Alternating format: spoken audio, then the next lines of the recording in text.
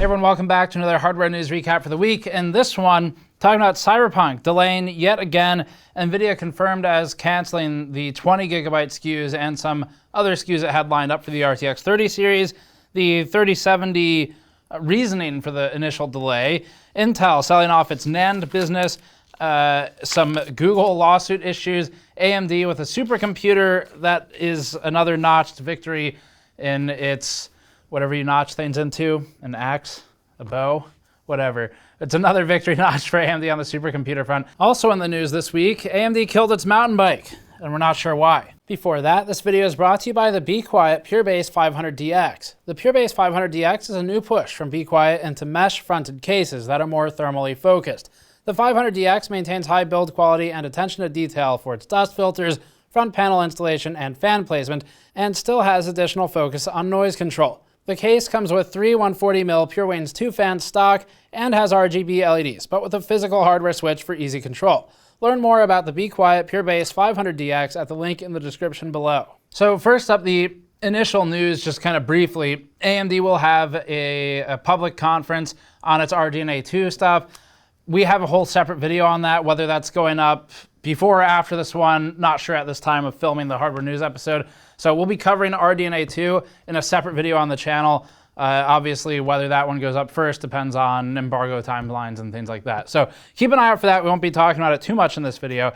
And then a separate, very quick update. If you ordered one of the GN 1 million sub gold foil shirts, those are well on their way in production at this point, and we're expecting to receive them late November to ship out to everybody. So if you've been waiting on one of those, that's your quick update. And of course, you can always feel free to email support@gamersnexus.net if you need help with any of your orders, whether that's just getting an update on something or a change of address or whatever it may be. Okay, first major item, Cyberpunk 2077 delayed until December. December 10th, it sounds like, if that sticks. Luke from LMG said it best on Twitter. Lafreniere, we're going to go with that. Luke Lafreniere said on Twitter, quote, Cyberpunk 2077 delayed until 2077. And that about sums up how a lot of the community has reacted to this. The good news is that in a world where a lot of certain products, not naming names, are rushed to market perhaps a little bit prematurely, causes issues, Cyberpunk's at least trying to delay and not have a ruinous impact on its brand reputation from launching something that sucks. So at this point, though, with the amount of delays Cyberpunk's had, it better be damn good and fairly bug-free when it comes out. Otherwise, people are going to freak out at them. So the delayed launch was accompanied by a Twitter image, once again, announcing the reasons for the delay, apologies, and things of that nature. So CD Projekt Red said this in its statement, quote, we have important news to share with you, and it posted the following. Today we have decided to move the release date of Cyberpunk 2077 by 21 days. The new release date is December 10th. CDPR then apologized and stated the following as reasons. Quote, the biggest challenge for us right now is shipping the game on current gen, next gen, and PC at the same time, which requires us to prepare and test 9 versions of the game. They list Xbox One, One X, One S, Series S, One Series X, and the PS4, the PS4 Pro, the PS5, PC, and for whatever reason, Stadia was on that list as well. They said they were doing this while working from home and went on to say, quote, we need to make sure everything works well and every version runs smoothly. We're aware it might seem unrealistic when someone says 21 days can make any difference in such a massive and complex game, but it really does. Quote, some of you might be wondering what these words mean in light of us saying, quote, we achieved Gold Master some time ago. Passing certification, or going gold, CDPR says, means the game is ready and can be completed and it has all content in it. But it doesn't mean that we stop working on it and raising the quality bar. So CD Projekt Red then went on to explain more that this is typically the period at which Day Zero patches are worked on and pushed out for the game upon shipping. It noted that it miscalculated the time required for those Day Zero patches, and that's basically what this additional 21 days is for. Is to work on the initial patches. So at this point, we'd be surprised if CDPR moves the launch dates again. They're getting into a critical window with holiday buying season. We're pushing back any further would jeopardize sales to, well, Christmas buying, for example, as gifts or otherwise. It's already missing major launches from Xbox, the PS5, which are coming out November 10th and 12th, respectively. It's missing major PC component launches when people are going to be building new PCs. It's missing Black Friday, missing Cyber Monday. So they're missing a huge economic opportunity. Obviously, they've weighed this and decided that launching the product in its current state would be worse than, well, pushing back and missing that selling window. But we would be, I mean, they could definitely do it, but it might not be financially the best move to push back too close to Christmas, because then you're really missing out on a lot of the market. Fortunately, though, with digital distribution, they don't have to worry as much about shipping the product out. So, related to this, EVGA's Jacob Freeman on Twitter responded to a question that was posted on a Twitter user, Hans, who asked, so you're saying there's a chance we can get a 3080 before Cyberpunk, and then tagged EVGA. EVGA Freeman replied and said, quote, chance, yes, but we'll refrain from any estimate right now. Just too many variables, unfortunately, to predict it. Next story is confirming NVIDIA's cancellation on the RTX 3080 20GB and 3070 16GB cards. This was a rumor going around for about the last week, maybe 2 weeks at this point, and we were able to independently confirm this. Basically, at least for now, NVIDIA has indeed canceled what would be 2 RTX cards following up the 30 series launch thus far. They were slated for late 2020 initially, and the SKUs were supposed to mostly be a memory capacity upgrade, both based on 8 nanometer silicon. One was going to be a GA102 RTX 3080, and the other one was supposed to be a GA104 RTX 3070. We've got die shots of both of those. They are physically different pieces of silicon, different sizes.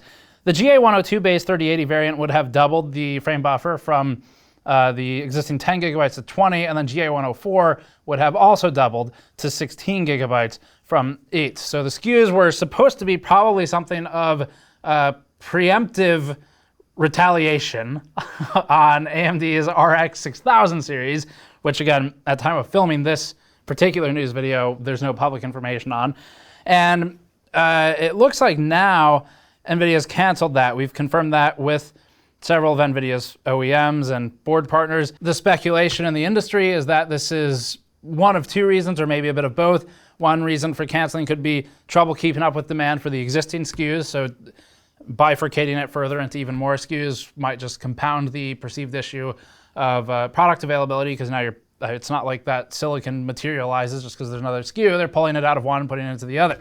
So suddenly they're going to have half the 3080s or 3070s because they're splitting half of it off into another SKU. So that's one potential reason for canceling it. Another one is to potentially try and, instead of just doubling the memory, try and maybe do a refresh on the GPU as well, whether that's a frequency bump or maybe some kind of super or TI variant. There's a little bit of room in there between 3080 and 3090, a little bit of room above 3090 for a TI or a super.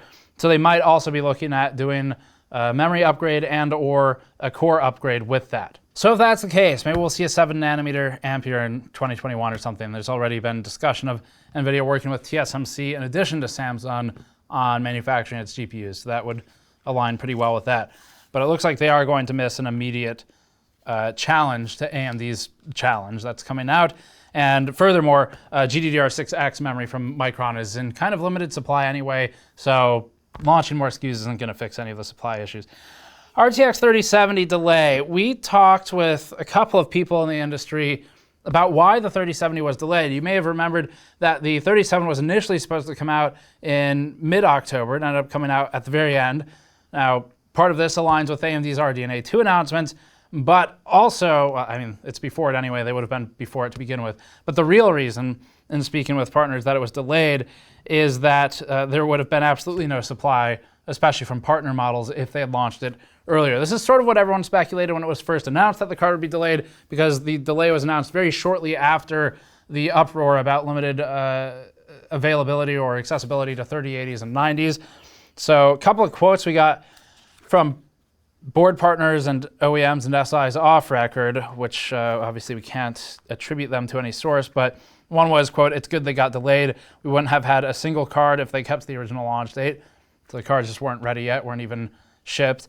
Another one was, "Supply would have been worse than the 3080 and 3090 if NVIDIA kept the earlier October window." Now, related to this, we spoke with some of the same people about the actual availability of the 3070 with the new date, which was a couple days ago at time of this video going up. And it sounds like they had more supply than the 3080s at launch in terms of pure quantity, but obviously because the pricing is lower, there's going to be a potentially higher demand. That said, from what the partners have told us, they typically see initial highest volume on a high-end card, so that would be a 3080 here, and then the other cards like the 3070s tend to start lower because there's less excitement. It's not the big fanfare, bombastic launch as the flagship, and then it trends upwards over time more so than the higher end as they trend down. So for other updates, we've been told that supply is currently variable.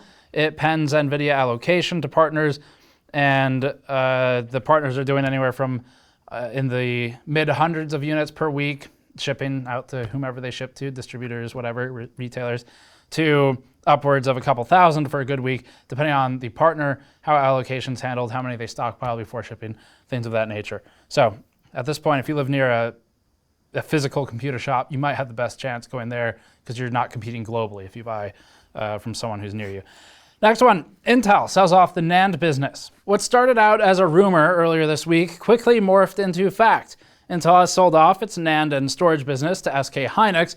The acquisition will see SK Hynix paying Intel $9 billion for, quote, the Intel NAND memory and storage business, which includes the NAND SSD business, NAND component and wafer business, and the Dalian NAND memory manufacturing facility itself in China. This is according to a joint press release from both companies. As a reminder, there are only a couple of memory manufacturers and NAND manufacturers out there. Micron is, of course, a massive one. SK Hynix is another one. Then you've got Samsung. There are a couple of smaller ones, like Nanya's in there, but that's mostly it. It's just that grouping of the big three. Intel will still retain its Optane technology and its related IP to that business unit. It will still presumably fall under Intel's non-volatile memory solutions, or the NSG group, G being group. This suggests also that Intel isn't completely abandoning the storage business, but it does look to be getting out of the NAND flash business eventually. Intel will still develop products as well based on Optane and 3D XPoint. According to Intel and SK Hynix, the acquisition timeline will play out across 2 phases and will not fully close until March of 2025.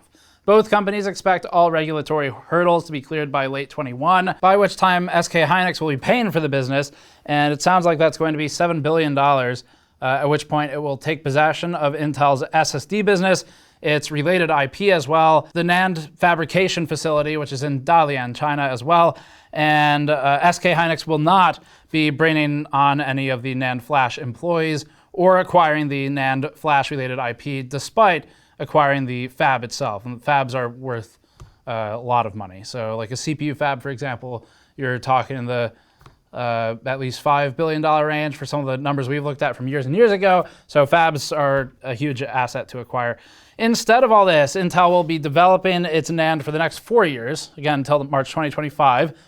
It will begin phase 2 at that point, and during this phase, SK Hynix will pay Intel the remaining $2 billion, and it will take possession of Intel's NAND IP, the employees who operate Intel's NAND fab in China, and the exaggerated timeline for this acquisition, being a bit odd, had no explanation offered by either company at the time of writing. Maybe it's just a cash on hand thing or cash flow, but we're sure to know more in the future as the deal progresses. This next one isn't strictly hardware news, but it's definitely major tech news and worth including. Google is currently facing a lawsuit from the US Department of Justice. Google, of course, being our overlords, is directly related to YouTube. So this has been the biggest tech news and mainstream tech news in the past couple of weeks, other than obviously in our sphere, the 3070 and the AMD RDNA stuff once it's officially public. And it's been a landmark antitrust lawsuit. It's again been slapped against Google by the DOJ. And although this is just one suit against one company, it's possible that this is sort of an opening salvo against big tech companies, which could include Amazon, Facebook, Apple, things like that. So in a press release subtly titled, quote, Justice Department sues monopolist Google for violating antitrust laws, the Department of Justice and 11 state attorneys general have filed an antitrust lawsuit against Google. The lawsuit alleges the following. 1, entering into exclusivity agreements that forbid pre-installation of any competing search service. 2, entering into tying and other arrangements that force pre-installation of its search applications in prime locations on mobile devices. and make them undeletable, regardless of consumer preference. 3, entering into long-term agreements with Apple that require Google to be the default and de facto exclusive general search engine on Apple's popular Safari browser and other Apple search tools. And last, generally using monopoly profits to buy preferential treatment for its search engine on devices, web browsers, and other search access points, creating a continuous and self-reinforcing cycle of monopolization. That last point is the big one, because that's referring to Google's deals of exclusivity with companies like Mozilla, and again, Apple, directly named there, where Google pays literally billions of dollars a year to be the default search engine in web browsers, Safari and Firefox included. Google, of course, maintains that these deals are perfectly legal, and even Mozilla, who often masquerades as the anti-Google, offered a kind of sort of defense of its own, saying, quote, "In this new lawsuit, the DOJ referenced Google's search agreement with Mozilla as one example of Google's monopolization of the search engine market in the United States. Small and independent companies such as Mozilla thrive by innovating, disrupting, and providing users with industry-leading features and services in areas like search. The ultimate outcomes of an antitrust lawsuit should not cause collateral damage to the very organizations, like Mozilla, best positioned to drive competition and protect the interests of consumers on the web," says Mozilla. So Mozilla's take at this point reads sort of as a, feel free to shoot the baker, but don't take my cake away. Don't touch the cake, damn it. So this case is just now beginning. It'll likely take many years to resolve. It'll assuredly bounce around in various areas of the legal and court system in the US for a long time. There's not much in the way of specifics to discuss at this point. However, there are a few points worth mentioning. First, while the DOJ is making some broad and sweeping statements and allegations against Google, it'll have to pick its battles based on what it can make stick, obviously. And secondly, no amount of hand-waving by Google, who has already been calling the lawsuit, quote, "deeply flawed," is going to make this go away. It is the government, after all, that Google is facing here. And then third, Google will undoubtedly come under the scrutinous gaze of the lawmakers and regulators for a long time to come. So there are potentially wider reaching effects than just this lawsuit directly. Additionally here, while there is some speculation about how prepared the DOJ is to take on Google and how its case may differ from past precedents, the DOJ doesn't just trot out these cases every day. So if history is any indication, as it was with AT&T in the 70s and Microsoft in the 90s, when the DOJ swings against tech companies, it usually doesn't miss. Up next, AMD with another supercomputer win. AMD's supercomputing deals at this point keep getting announced. It's had a few in the last couple of months of news videos that we've done. This time, AMD is set to outfit the Australian Supercomputer Center, Pawsey Supercomputing Center, with a new supercomputer built out of both AMD CPUs and AMD GPU silicon. While the supercomputer itself is currently a bit of a mystery for the core specs, at least for us, it'll be built on HPE's Cray X platform, which we spoke about just a couple weeks ago, actually. And that one previously was discussed in relation to the upcoming Crossroads supercomputer. So you can check that out for a primer in our previous news story. The unnamed new supercomputer will also replace Pawsey's current systems, Magnus and Galaxy. While lots of details are being kept close to the chest on this one, it seems the new supercomputer will use AMD EPYC, maybe Milan CPUs, and Radeon Instinct class GPUs. Additionally, the machine will leverage over 200,000 CPU cores and over 750 GPUs, plus 548 terabytes of memory. Compute power is set to top out at about 50 petaflops as of now. Next up, Intel reporting its third quarter 2020 revenue. AMD also put out an earnings update just as we were starting to film this, and also as a quick aside, purchased Xilinx. We'll place that in the next hardware news episode. So Intel has been notching record quarters throughout the year, despite all of its challenges it's faced, as Intel is a large company in many industries. But third quarter 2020 marks a decline in revenue and in profits for the chip maker. Notably, Intel is also feeling the sting of the current human malware issues, and strain and uncertainty that's been put on its deals in the market with other hardware manufacturers have had an impact on Intel beyond just its current lack of competitive products in some of the DIY spaces. For the third quarter, Intel's reporting a total revenue of $18.3 billion, which surpassed Intel's previous expectations, but still marks a 4% decline year over year. It also marks a significant dip quarter over quarter, compared to last quarter's $19.7 billion in revenue. Intel's gross margins are also noticeably softer, coming in at 53.3% compared to 58.9% year over year. As usual, Intel's Client Computing Group and Data Center Group are the stars of the show, even if revenues from these business units are a bit flat for CCG and declining for DCG. Intel's CCG brought in $9.8 billion for quarter 3, which is 1% up year over year, driven by demand for notebooks for learning and working from home. Intel's DCG brought in $5.9 billion, marking an 8% decline year over year and 17% quarter over quarter. According to Intel, this is due to the current pandemic affecting the economy, as well as weaker demand for Intel's enterprise and government products. Intel also notes that ASPs, or average selling prices, are trending down across several product segments. Outside of these revenue numbers, Intel is reporting that its 10-nanometer manufacturing investment is apparently starting to finally pay off, although that's in other segments than what we typically cover. The company's 10-nanometer fab in Arizona is now fully operational, and as such, Intel expects to ship 30% more 10-nanometer volume by end of 2020 versus the previous expectations. However, despite the increased 10-nanometer capacity, Intel made it clear that its upcoming Ice Lake SP parts would not ship until early 21, leaving Intel to continue to lean on 14-nanometer parts for the remainder of 2020, at least for server and what's left of desktop DIY. Regarding 7-nanometer process, this is where it gets a bit trickier for Intel. Intel is making some moves that almost look like it's starting to transition to either becoming partially or, in a distant future, maybe wholly fabless, which is interesting because Intel started as a manufacturing company, not as a chip design company in the absolute root of things. So Intel is keeping its plans for third-party foundries for 7-nanometer close to the chest at this point. We don't know what exactly they're going to do.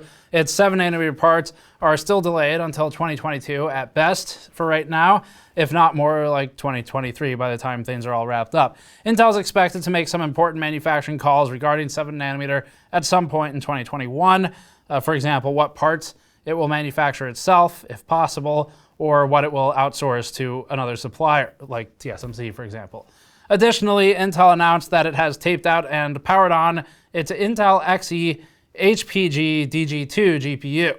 It's a lot of letters, so it's probably that means it should probably be good. This should be Intel's first discrete add-in GPU card. They are working on a couple of different versions of the GPUs, so there's going to be GPUs targeted towards more compute, data center type stuff, and then theoretically client at some point. So up next, UMC agrees to a $60 million settlement over the IP infringement case that we covered a long time ago at this point. It's finally come to a bit of a close. So according to a report from TrendForce, United Microelectronics Corp, or UMC, has agreed to pay up to $60 million in fines in response to the lawsuit that was brought against it by the Department of Justice back in 2018. The crux of the lawsuit alleged that UMC funneled Micron's DRAM IP and manufacturing secrets to another organization, JHICC, or Fujian Jinhua Integrated Circuit Company. JHCC is a Chinese established firm, and it was created to bolster domestic semiconductor manufacturing and production in China. JHICC struck a deal with UMC at the time to help it develop DRAM manufacturing process. Somewhere along the way, Micron accused UMC of poaching its engineers and persuading them to bring IP along with them and manufacturing secrets to JHICC.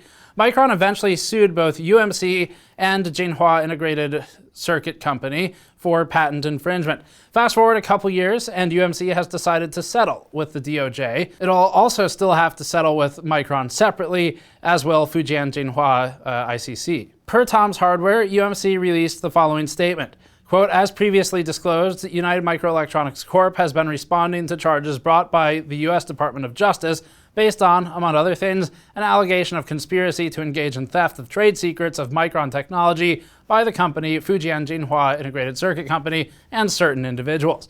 The company has been negotiating and discussing potential resolution of these charges with the DOJ, and the company anticipates reaching a resolution with DOJ in the foreseeable future. The quote continues to say it is anticipated, with a strong passive voice there, that a court hearing will occur in the near future to address the anticipated resolution of these charges. The UMC statement goes on to say that they're settling with a proposed $60 million fine, and it also says that The company can now, quote, reasonably estimate a probable loss and has recorded an aggregate accrual of $60 million with respect to these matters. So that should bring a close to, or at least partial close, to this story that we first reported on probably a couple years ago in Hardware News. So that's it for this one. Again, RDNA 2 news will be discussed in its own piece and will be fairly detailed from, if it's anything like the Ryzen 5000 announcements. So check back for that one. Should be on the channel either already or very soon after this video goes up. AMD's official public announcement will be on Wednesday, about middle of the day Eastern time. So check back for that. That'll be the major news for the week for sure. And as always, subscribe for more. You can go to store.gamersnexus.net or patreon.com/gamersnexus to help us out directly. We'll see you all next time.